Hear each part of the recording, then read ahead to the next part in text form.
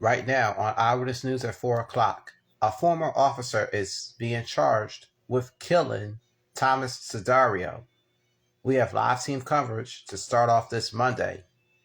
So we begin it with my Uncle Joe Holden joining us live from Center City, and then my other uncle, Matt Petrillo, live at Spring Garden with the very latest on what's going on. Go ahead, Uncle Joe. Start us off. Safe supports a first-degree murder charge. This is the booking photo of ex-Philadelphia police officer Saul Mendoza. A grand jury presentment unsealed Monday charges Mendoza with counts of first and third-degree murder. He is in jail tonight, held without bail. The lengthy document lays out in detail the circumstances surrounding the police-involved shooting of 12-year-old Thomas Sidario on March 1st in South Philadelphia. District Attorney Larry Krasner at a morning news conference called the case disturbing and a tragedy. It is certain that Thomas Sidario, at the time he was shot, had stopped running and that he was possibly surrendering. It is certain that Thomas Sidario, at the time he was shot, was essentially face down on the sidewalk. The March 1st case was set into motion with 4 undercover officers running surveillance in an unmarked car. Prosecutors say the car circled the block at 18th and Barbara, approaching Sidario and another team. It's alleged Sidario would not have known they were police. Thomas Sidario had likely fired a Taurus 9mm into the unmarked police vehicle where Officer Mendoza and others were driving. Glass shattered in the face of one officer as the other 3 exited the Chevy Cruze. The grand jury described Mendoza's actions in chasing Sidario as tactically unsound, with the officer discharging 3 times. The document outlines testimony and multiple video angles and audio, including this one obtained in March by CBS 3, where it showed Sidario had discarded his weapon some 40 feet away from where he was shot. Thus, when Officer Mendoza fired the third and fatal shot, he knew the 12-year-old, 5-foot-tall, 111-pound Thomas Sidario no longer had a gun and no ability to harm him. But he fired a shot through his back, nonetheless, that killed him. The Fraternal Order of Police did release a statement brief. It said that, like every other citizen is entitled to due process, they are confident the judicial system will protect that accused officer's constitutional right to a fair trial. I did reach out to Fortunato Perry, who does represent ex-officer Saul Mendoza. He declined to comment. All right, thank you, Uncle Joe. Now, as you might imagine, there's a lot of reaction to this major development. Thomas Sidario's family is speaking about the arrest. Here's Matt Petrillo to explain what's going on. Uncle Matthew, take it away. Quote, great news, saying that former officer stood over his grandson when he shot and killed him. Now, we also talked to the older cousin of Thomas Sidario. She wears a photo of Sidario herself and her sister around her neck, saying the family has never been the same since that shooting. She also has a message for the former officer who's now charged with first-degree murder.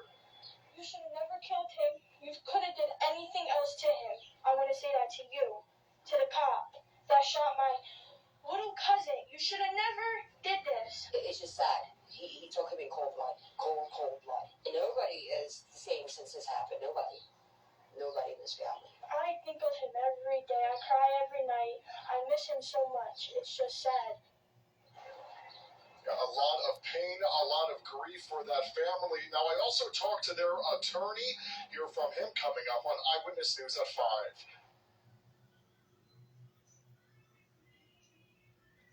Thank you for the live details there, Uncle Bats. Police are looking for 3 suspects they say fatally shot a man and then struck vehicles in which had 2 plainclothes officers. And all that happened in Germantown on the corner of East Pistorius. The cause of that is under investigation. And if you want to vote in the upcoming May 17th primary in Pennsylvania and you're not registered, today's the last day.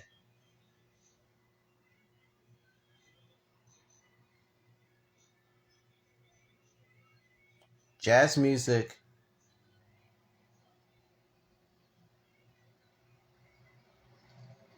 was held in the background as a lot of people were at Martin Luther King Jr. School.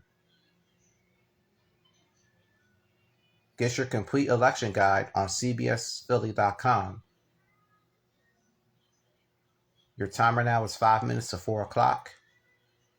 Tonight, the Sixers will do battle with the Miami Heat in the first game of the semifinals matchup. Let's go to my Uncle Don Bell joining us live at the CBS 3 newsroom after being on the Broad Street Run on Sunday. Uncle Donald. Score in the NBA. We sent Pat Gallen to Miami. The poor guy has to deal with all that sun and those palm trees. He joins us with more on Game 1. Pat. DV, yeah, hence the sunglasses. I mean, you know, the sun down here in Miami, it just hits differently. But anyway, we are here at FTX Arena in Miami, the site of Games 1 and 2. Tonight is Game 1, tip-off in about 3.5 hours.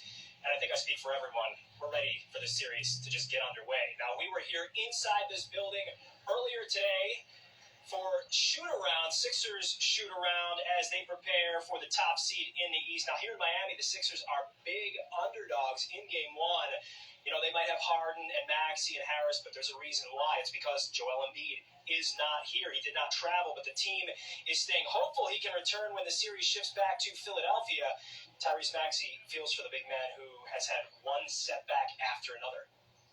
You just hate to see, injuries happen in the sport because it's a competition. You want everybody to be at their highest level, so everybody to play, and you want everybody to, do the best they can possibly can. And for Joel, I such he's having a great season, MVP-like season, and I hope he recovers really well and takes his time. And I know the facial is pretty serious. I talked to him a little bit, and I heard.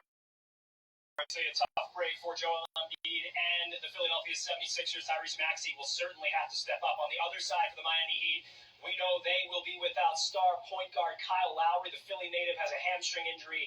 He will not play. So Embiid, Lowry out tonight, but it gets underway here. We're going to go inside, though, where it's not as sunny, and I won't get burned. Don, back to you from Miami. You know what? I thought it was interesting that you decided to go live outside because when you're at home at the Wells Fargo, you're always courtside for these games. But now, all of a sudden, you want to be out in the sun. You gotta get your money's worth, right? You gotta get the sweat on. Then we'll go inside. Definitely was not a coincidence. Pat Gallen joining us live from Miami with the latest on Game 1. As he mentioned, Philly native Kyle Lowry is out tonight, and also sharpshooter Tyler Hero is questionable with a respiratory illness. So we'll have more on this game and this matchup at 5. I'm Don Bell. All right, Uncle Don, thank you very much.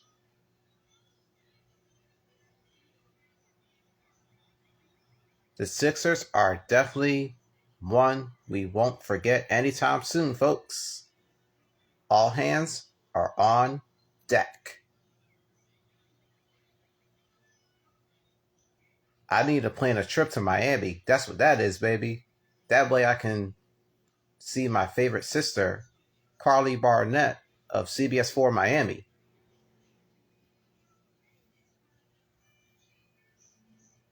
Now here's the CBS 3 Eyewitness News poll. Who do you think the Sixers needs to get a breakout game from? James Harden, Tyrese Maxey, Tobias Harris, or Danny Green? While 51% of you say James Harden, while 34% of you said Reese, Tyrese Maxey.